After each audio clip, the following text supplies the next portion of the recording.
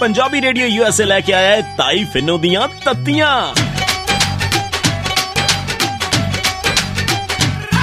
जदों तत्तियां सुनाइयां नी बड़ा दुख लग्या, बड़ा दुख लग्या। भाई मैं तो सच्ची गल करदी आ, बुरी तो आपे लग जांदी आ। जदों तत्तियां सुनाइयां नी बड़ा दुख लग्या, बड़ा दुख लग्या।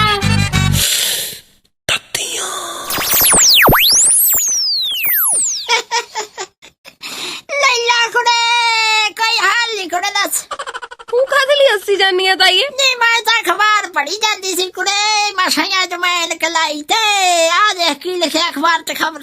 पुलिस वालियां ने चोर फड़िया? आहो कुड़े ना मैं तू दसदी आ बई उसे दुकान च ना फेर जाके जिंदरा तोड़ लिया थे। जदों थानेदार ने पूछा भी हाँ भी किधर आया तो चोर की कहंदा? कहंदा जी सूट एक चोरी कीता।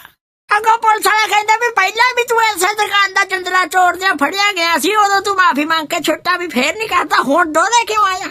ताईए क्यों आया? कहंदा जी अगे मैं जेड़ा 3 सूट चोरी करके खड़े सी उहनां च मेरी घरवाली नूं रंग नहीं पसंद आया। ताईए पक्का तेरे वर्गी होनी आ। नहीं मैं नखरे करदी आ, दस मेरे दुआले हो गई तू। ताईए घर वालियां तो सच कि मैनू भी गल चेते आई, मैं भी अखबार च पढ़ी जांदी सी। ना की गड़े ताईए तेरे कोल तां सुनहरी मौका, रिश्ता करा दे, विचोलण बन जा। है नहीं मैं केदा रिश्ता करा दियां, की करदा मुंडा?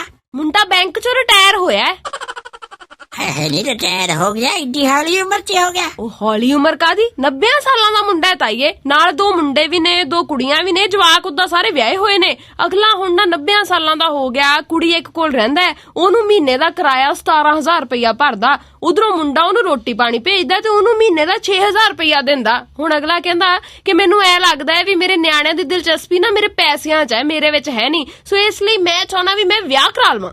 लैला कुड़े 70-72 ते मैं सुनिया सी कुड़े, तां हुण पैसे 90 नूं पहुंचे खड़ा। हाँ ताईए ये तो है।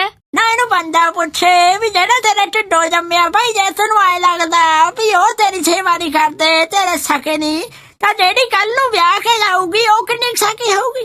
ताईए गल तो सोचण वाली है। नहीं होर तू आप सोच भी जे कल नूं कोई रिश्ता नूं हो भी गया ते फिर जे जनानी ने ब्याह करा लिया, ओनू किसी ने पूछा भी हाँ भी तेरा दिमाग खराब सी, तू 90 साल दे बंदे नाल ब्याह करा लिया, फिर अगली की जवाब दोगी? हाय होई के भैया कते दी आमदन ते ज्यादा दिन काम। ताईए ये तो चुटकुला सी।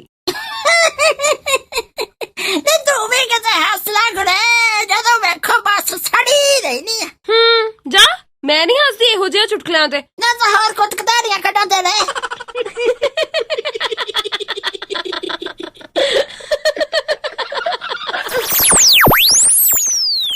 भाई मैं तो सच्ची गल करदी आ, बुरी तो आपे लग जांदी आ। जदों तत्तियां सुनाइयां नी